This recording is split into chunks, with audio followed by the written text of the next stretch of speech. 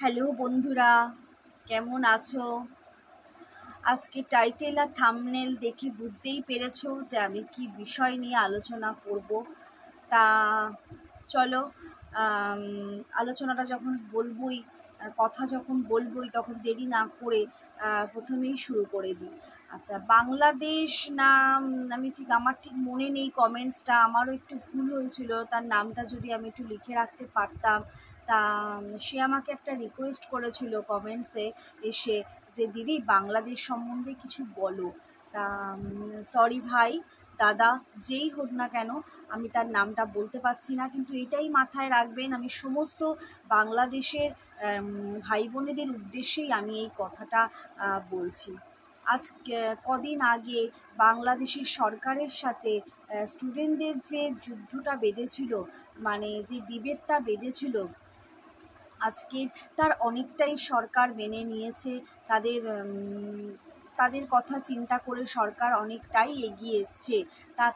তারা যে বিপদের সম্মুখীন হয়েছিল, মানে সে আর বলার মতন নয়। মানে প্রচণ্ড কষ্ট পেয়েছি আমি, মানে আমি যখন ঘটনাটা পুরোটা জানলাম, দেখলাম, শুনলাম, ভীষণ কষ্ট পেয়েছি যে আজকে আমরা আমাদের দেশে বসে কত শান্তিতে আমরা খেতে পাচ্ছি, শুতে পাচ্ছি, কিন্তু আজকে বাংলাদেশে আগুন জ্বলছিল, কত মায়ের কোল খালি হয়ে গেছে, কত আহত হয়েছে, কত নিহত হয়েছে। তাদের যেখানে ট্রিটমেন্ট চলেছে, যারা তাদের ট্রিটমেন্ট করেছে, তাদের উপরেও কত রকম ঝড় গেছে।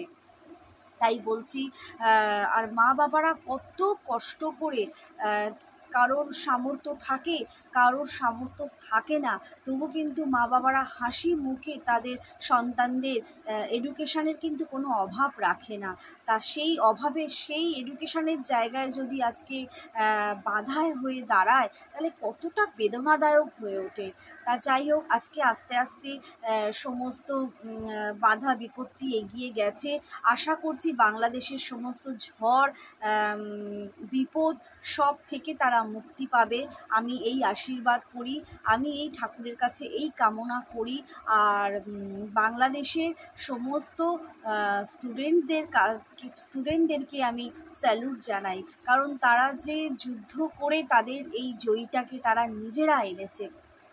আজকে এমন একটা দিন বাংলাদেশে গেছে যে বাংলাদেশের কত মানুষ ইন্ডিয়াতে থাকে, হ্যাঁ, তারা ইন্ডিয়ায় বসে তারা শুনতে পাচ্ছে, জানতে পাচ্ছে যে বাংলাদেশে কি ঝড় বয়ে যাচ্ছে, কি রক্তারক্তি কাণ্ড হচ্ছে, কিন্তু এমনই ইন্টারনেট নেটওয়ার্কের প্রবলেমের জন্য তারা কারোর সাথে কোনো রকম কানেকশান করতে পারেনি। বলো তো কতটা কষ্টদায়ক।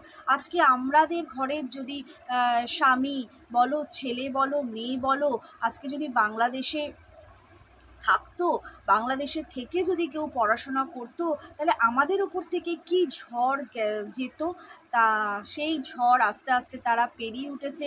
বাংলাদেশের ইন্টারনেট কানেকশান, নেটওয়ার্ক যেগুলো প্রবলেম ছিল, আস্তে আস্তে সেগুলো সবই স্বাভাবিক হচ্ছে। আমি ঠাকুরের কাছে মানে এইটুকু ভিক্ষা চেয়ে নেবো, বাংলাদেশ যেন আবার আগের মতন ফিরে আসতে পারে। আর বাংলাদেশের সমস্ত শিক্ষিত ভাই বোনদের আমি একটাই কথা বলছি, তোমরা তোমাদের আগামী দিনগুলোতে এগিয়ে যাও, নিশ্চয়ই তোমরা সফলতা পাবে। তা চলো, আর বেশি কিছু বলবো না।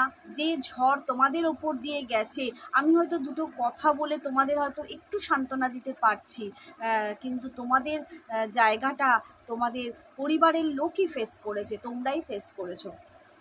তা চলো, সবার সব সমস্যা বাংলাদেশের কেটে যাবে, সবাই ভালো থাকবে। তা চলো, আগামী দিনগুলো তোমাদের আরও ভালো কাটুক, ঈশ্বর তোমাদের সাথে থাকুক, এই বলে আমি আমার কথা শেষ করছি। তা চলো, নমস্কার।